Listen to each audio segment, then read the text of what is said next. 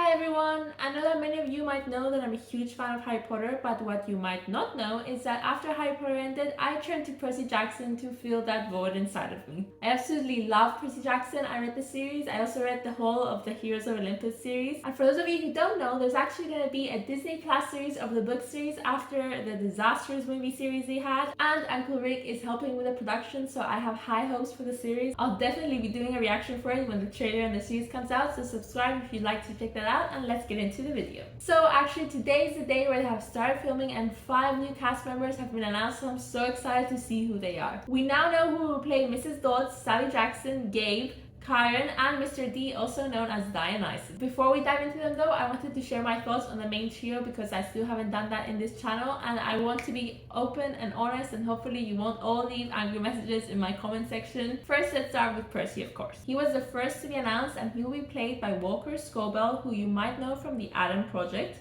which I have not seen, but I have seen clips, and I have to say I'm quite pleased with the casting. I can see him embodying Percy's sarcasm, which is actually the most important factor for me, because reading the books, Percy's sense of humor was honestly the times I laughed out loud at Percy's jokes in the books were so many, and I really think that Walker can pull that humor off, and I'm really excited to see him as Percy. That said, I did hear a statement from Rick that they won't be dyeing their hair, which I'm pretty bummed about because I feel like they don't need any bleach, so they could dye his hair black, it would grow back, it's not a big deal. So I really hope that he might choose to dye it for the series. Just imagine him with black hair and green eyes, and he would be the perfect Percy. Next is Grover. I haven't actually seen him in the movie, but here are a few clips from Yo-Yo Audio 789. I'll link their channel below.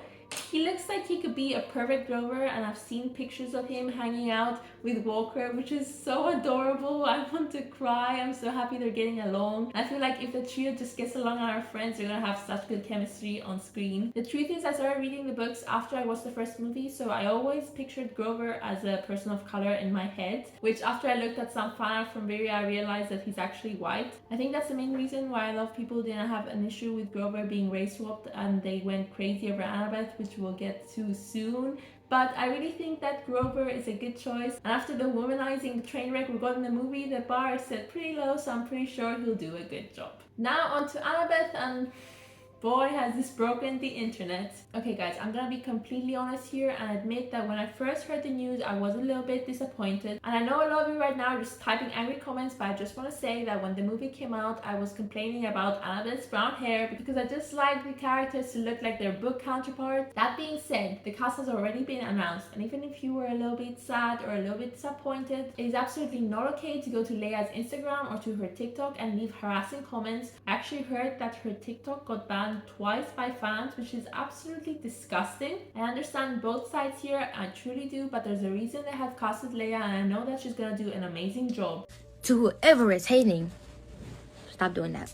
Would I have liked a completely accurate cast, which was exactly how I've been picturing them in my head over a decade? Sure, but I know that's not always possible, and since the cast has already been announced, there's absolutely no reason to complain. The only thing being achieved by complaining now is just hurting Leah's feelings. So instead of complaining, I decided to research Leah a little bit and found clips that I absolutely loved, and I'm in the process of reimagining Annabeth in my head. Now there will be 2 versions, the blonde Californian girl in the books and the new Leah in the series, and that's absolutely okay. I just want to tell everyone that if you were disappointed, I'm not gonna call you racist or anything like that. If the Harry Potter trio was recasted and they looked completely different, I know how disappointed I would be if we didn't get a ginger Ron Weasley, for example. But by being bitter, you're only punishing yourself and indirectly the little girl who has gotten a role that will change her life. So let's all start sending positive vibes and being in the fandom that we truly are proud of being in. Anyway, after that long rant, let's get right into the 5 new cast members that have been announced. Let's start with Mrs. Dodds, played by Mullaly. I don't know if I'm pronouncing that right, I think I'm not. Mrs. Dodds is actually Percy's math teacher at school, and she turns out to be a Fury Alecto, which in Greek mythology is the spirit of vengeance who serves the god of the underworld, Hades. Fun fact for you guys, I'm actually Greek Cypriot, so growing up in school we would learn all about Greek mythology, so that made this book extra special for me. Mullaly has been in Will and Grace, and why him? I have never seen her before, but after seeing her in a few Will and Grace scenes, I can definitely picture her being Percy's pre-algebra teacher who strongly dislikes him. I think her face could fit in well with the strict teacher part, so I'm really excited to see her in the role. Jason Mantzoukas, I actually we do know. I've watched Brooklyn Nine-Nine and The Good Place, so I'm actually really excited for this one. He'll be playing Dionysus, also known as Mr. D. I know he can be super funny in roles, but until now I've seen him on the light-hearted side. And we all know that Dionysus has this scary aura about him that we don't want to anger him because he might turn you into a slug. Your help. Great.